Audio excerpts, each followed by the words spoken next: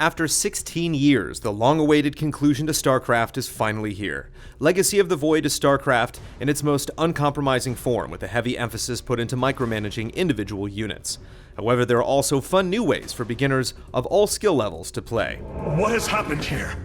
Shakuras has fallen. The warp gate linking this world to Ire has been reopened. The story picks up a few months after the conclusion of Heart of the Swarm and focuses on Artanis and the Protoss' attempt to take back their homeworld Ire. The presentation remains largely the same as in the Wings of Liberty and Heart of the Swarm, with mid-mission breaks allowing you to interact with your crew for extra snippets of lore.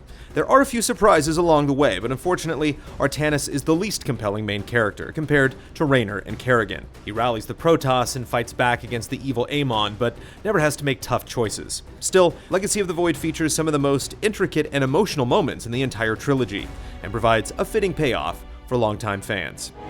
This vessel is ancient, Hierarch. We will need to exhaust even unconventional resources if we are to bring it to bear. Do what you can, Phase Smith. As you progress through the campaign, you can change the types of units you bring into each mission, as well as their abilities. For example, Immortals can have a shield barrier for protection, or opt for a more offensive Shadow Cannon. Dark Templars can choose between a charge that stuns enemies, or a revive upon death. 10 units can be tweaked in various ways, and on harder difficulties, unit composition is crucial. Changing up units and mechanics also helps each mission feel fresh. Despite many objectives relying on destroying or defending a point, each mission manages to feel varied thanks to bonus objectives and new units that unlock at a steady pace. In addition to mixing up each unit's abilities, the Protoss flagship Spear of Odun offers 18 abilities to give you an edge in battle. They range from being able to extract Vespene gas without expending workers, an orbital strike that deals damage to enemies, and the ability to deploy a powerful hero unit. Each ability costs a certain amount of Solarite, a special currency awarded for completing missions and undertaking dangerous side objectives. Since the flagship's abilities are so powerful, the Solarite vital to using them is a significant reward, making bonus objectives feel worthwhile, even when they put an entire mission at risk.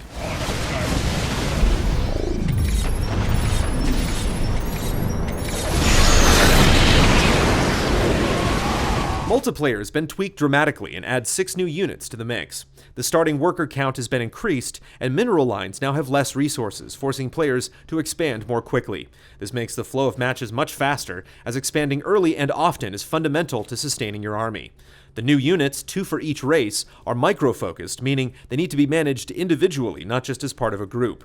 Previously, StarCraft II focused on clumping a massive army together and running it into the enemy, but many of the new units counter this strategy directly, forcing players to think more strategically. The Zerg Ravager can decimate troops clumped together, but casting its attack takes accuracy and timing.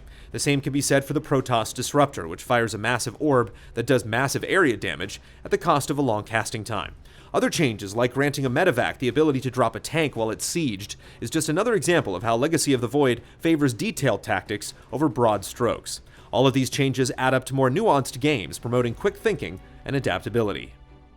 A new mode called Archon is a great tool to help ease new players into competitive multiplayer, giving experienced players an opportunity to show friends proper build orders and micromanagement. 2 players have complete control over one army, and by allowing one player to focus on harvesting resources or directing one squadron of minions, you can have hands-on training in a competitive environment. The mode isn't just a way to tutor players though. With 2 brains concentrating on micromanagement, teaming up with a friend to climb Archon's own dedicated ladder can be beautifully chaotic.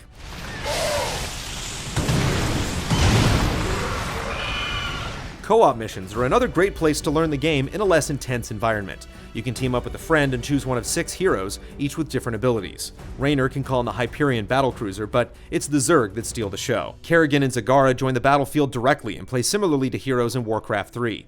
As you play more games, each hero levels up and unlocks additional skills, but with only 5 missions, it quickly turns into grinding without a purpose.